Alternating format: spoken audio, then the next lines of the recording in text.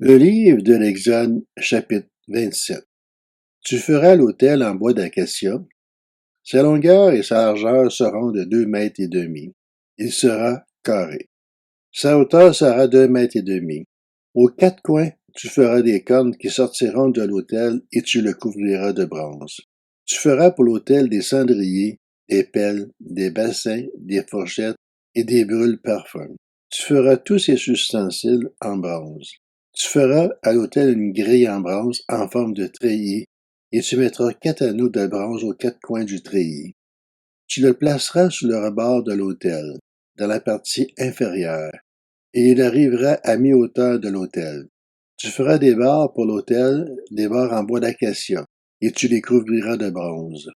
On passera les barres dans les anneaux, et elles seront des 2 côtés de l'autel quand on le portera. Tu le feras creux avec des planches. Il sera fait tel qu'il t'est montré sur la montagne. Tu feras le parvis du tabernacle du côté sud pour former cette cour. Il y aura des toiles en fin lin retors sur une longueur de 50 mètres pour ce premier côté, avec 20 colonnes reposant sur 20 bases en bronze. Les crochets des colonnes et leurs traînes seront en argent. Du côté nord, il y aura également des toiles sur une longueur de 50 mètres, avec 20 colonnes et leurs 20 bases en bronze. Les crochets des colonnes et leurs traînes seront en argent.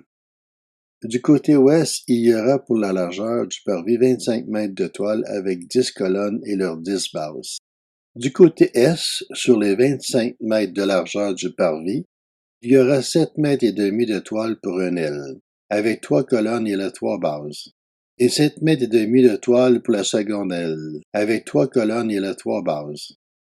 Pour la porte du parvis, il y aura un rideau de 10 mètres, bleu, pourpre et cramoisi, avec du fin lin retors, un ouvrage de broderie avec 4 colonnes et leurs 4 bases. Toutes les colonnes qui forment l'enceinte du parvis auront des traînes en argent, des crochets en argent et des bases en bronze. La longueur du parvis sera de 50 mètres, sa largeur de 25 de chaque côté, et sa hauteur de 2 mètres et demi. Les toiles seront en fin lin retors et les bases en bronze.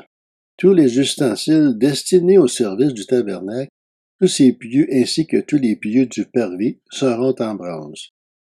Tu ordonneras aux Israélites de t'apporter, pour le chandelier, de l'huile pure d'olive concassée, afin d'entretenir constamment les lampes. C'est dans la tente de la rencontre, devant le voile qui cache le témoignage, qu'Aaron et ses fils la prépareront pour que les lampes brûlent du soir au matin en présence de l'Éternel. C'est une prescription perpétuelle pour les Israélites au fil des générations.